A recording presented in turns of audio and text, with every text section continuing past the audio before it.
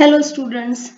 So far we have discussed the concepts of sufficiency, minimal sufficiency, and minimal sufficiency based on likelihood equivalence.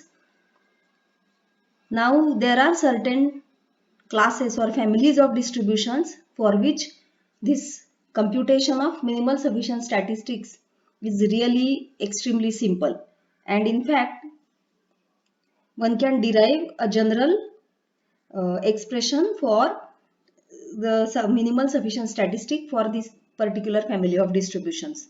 So what is a class or family of distribution which has such desirable properties? So let us look into this. So some distributions are there which occur in most of the practical situations, like normal distribution in the continuous setup, like Poisson distribution, like binomial distribution. So many popular standard distributions are there. So if such a distributions possess some common properties, then it will be better to investigate those common properties and use those properties to establish certain results associated with these distributions. So let us see one such family of distribution which has the desirable properties. So not only the family of distribution provides some important results, but it also gives estimators or statistics which are or minimal sufficient statistic which is of the same dimension as that of the parameter. So the interesting part is that the minimal sufficient statistic is has the same dimension as the parameter of the distribution. So let us get introduced to exponential family. So what do we have? Why do we call it exponential family? What are the conditions under which the distribution uh, becomes a member of it? So let us first try to understand what do we mean by family of distributions. So when you say that x is a random variable, could be real valued or a vector valued random variable, and suppose the distribution probability distribution of x is f, which has indexing parameter theta. Then the moment you say that the indexing parameter is theta, you have certain picture in your mind that you have certain expression for the PDF where theta appears. Theta plays a crucial role. So as theta changes over the parameter space, the distribution changes. And so for different values of theta, you have different probability distribution. So for a particular random variable, the probability distribution changes as theta changes. So if all these probability distributions are put together and a class is created based on these distributions, then that will be a family of distribution. So class is basically family. So suppose theta is a real valued parameter and suppose x is a real or vector valued random variable, means x is a random variable or a random vector with PDF or PMF. So whenever I say PDF, I don't mean that x has to be continuous. In this part of notes, I have used PDF even for sometimes even for discrete. So always remember all the results except the Pitman family result. All the results derived in these notes are applicable to discrete as well as continuous setup. So suppose x is such a random variable with PDF, could be discrete x, could be discrete or it could be continuous. This belongs to the class fx theta where theta belongs to the parameter space which is subset of real line. What does it mean? Parameter space is a subset of real line means that theta is real valued.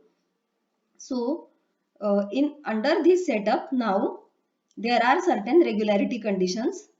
So let us study the regularity conditions one by one. So the first condition is that the support, oh, I'm sorry, we change the view.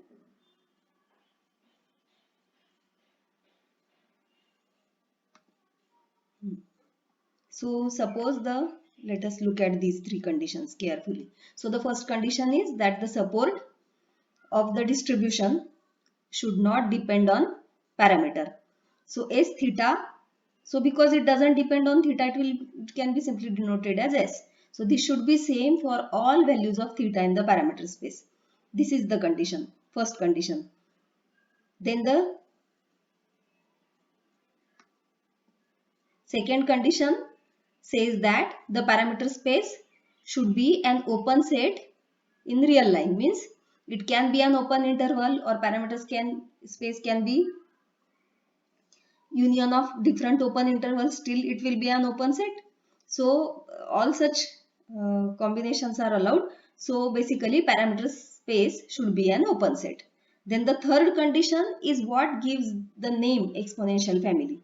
So the third condition is that this density function or mass function should be such that for every x in the support S and for every theta in the parameter space, the logarithm of this f can be written as this. So what is the meaning of this? So here you have three terms.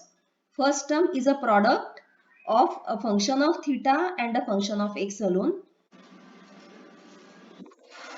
So one should be able to write the logarithm of this PDF like this. So in short, it means that the PDF will be e raised to all these terms. So because the PDF is to be written as exponent of certain terms, so the name exponential family. So the conditions are not over.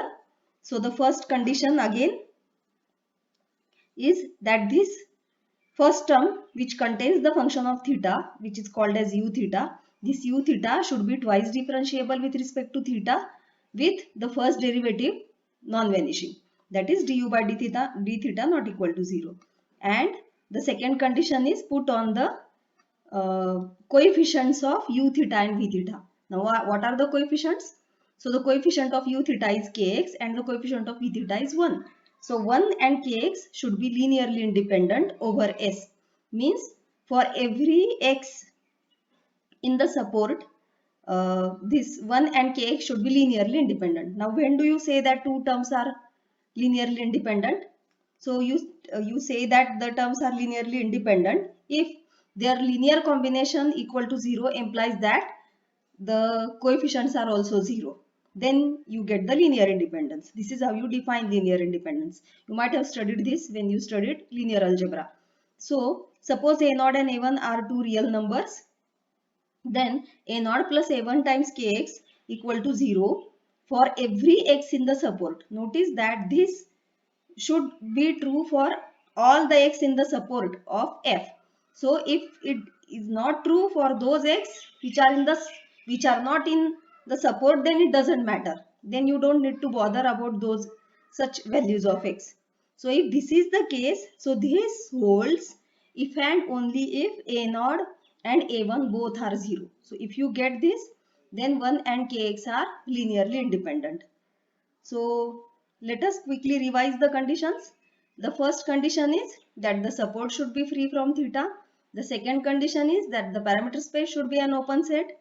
The third condition gives you this expression for logarithm of the PDF, and again u theta should be twice differentiable with non-vanishing first derivative, and the coefficients of u theta and v theta should be linearly independent. So you may feel ki why do we need all these conditions? What is the significance? No?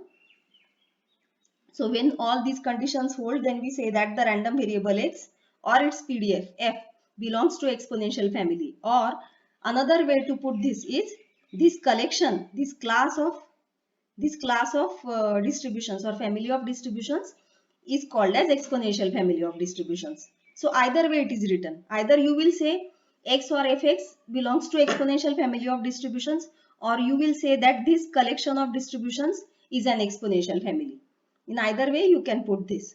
So let us now try to understand the significance of these conditions one by one, and this is really an important part, and you won't find this discussion anywhere in any of the textbooks for inference. So you better focus this here. So why? Let us consider the first condition. Why do we need support free from theta? What will happen if we have support dependent on theta? Then will it be possible to differentiate the PDF with respect to theta? And this differentiation is going to be needed na? At a later stage when we define Fisher information. This differentiation with respect to the PDF, differentiation of the PDF with respect to theta is needed. So that is why the support should not depend on theta. This condition has been added. When we discuss Fisher information, we are going to talk about this more. But keep this in mind that if I have support dependent on theta, then when it comes to differentiating the PDF with respect to theta, that could lead to trouble. Means we won't be able to differentiate it. So this is the first issue. This is the first condition. Now let us talk about the second condition. Why do we need open set? So what will happen if this is a closed set? Suppose parameter space is closed interval, say 1 to 2. So what will happen? So what may happen is that you may not get the derivative of this PDF at the boundary point or at the we said closed interval 1 to 2 na. So at theta equal to 1, will we get differentiability of the PDF with respect to theta at theta equal to 1 when you know that the parameter space is a closed interval? Is it possible to get the differentiability? This is not the only issue, but when you don't have an open set, then there are several issues which come up regarding the estimation of theta. So to avoid all these issues, parameter space is supposed to be an open set. And then the third condition. Third condition is the most important, the key feature of this, that log f should be equal to u theta into kx plus v theta plus wx. Now what is the meaning of this? Why do I need? See here, this expression is non-arguable because that is how exponential family is defined. And there are certain advantages if you define it like this. So that's why we won't discuss why log f is written as like this, but we will discuss how it benefits finally. So let us consider the first these subconditions. So u theta is twice differentiable with respect to theta, with du by d theta not equal to 0. So for a moment, suppose u theta is not differentiable. What will happen then? What will happen if u theta is not differentiable? Will you get the regularity conditions then fulfilled, the earlier condition? Note that here, if I write u theta equal to theta, u theta is equal to eta, then I can write theta is equal to u inverse eta. If I have differentiability, so I can express this log f equivalently in terms of eta if u is a differentiable and invertible function. So that kind of expression is called as canonical expression of exponential family, which we will study further when we discuss asymptotic inference. Right now let us stick to this form of exponential family. So those things happen only when you have differentiability of u theta with non-vanishing first derivative. Okay, now let us consider this condition. This condition looks really weird and you may feel why do we need this condition? So that's why I revealed in the beginning itself that these are nothing but the coefficients of u theta and v theta. Now suppose that these are linearly dependent. Let us assume the negation and let us see if we come across any contradiction. So what will happen if these are linearly dependent? Now 1 and kx are linearly dependent. Means what? Kx you can write as a multiple of 1. But 1 is a constant. So you can simply say that kx is equal to constant. So suppose kx is equal to c. If kx is equal to c, what will happen? This will be simply c times u theta plus v theta plus wx. So the form of exponential family is gone, isn't it? You don't have, what is the requirement of exponential family? That log f should be written in terms of these three terms, where this u theta, the first term should be product of term containing theta and term containing x, means the first term should be product of a function of theta and a function of x. The second term should be a function of theta, and lastly this term should be, the third term should be a function of x. So this term may be a constant, it doesn't alter the expression much. But when you assume kx to be kx equal to a constant, then the expression changes, na? And the distribution no more remains a member of exponential family. So to avoid this condition has been added. When we discuss multi-parameter exponential family, similar condition will be there, and then it will be revealed to you how this condition affects the construction of the distribution. So more we are going to discuss these conditions again when we consider the multi-parameter extension of exponential family.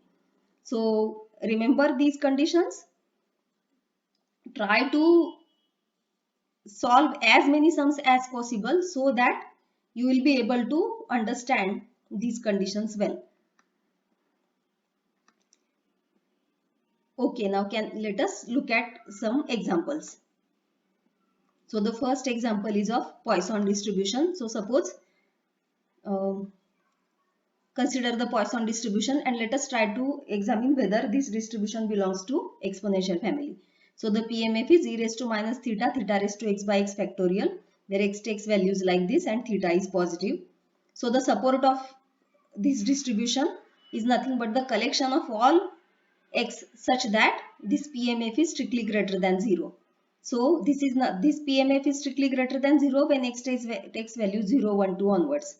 So see, when I say x is equal to 0.5, the PMF is going to be 0. Right? So for all the values other than this set, the PMF is going to be 0.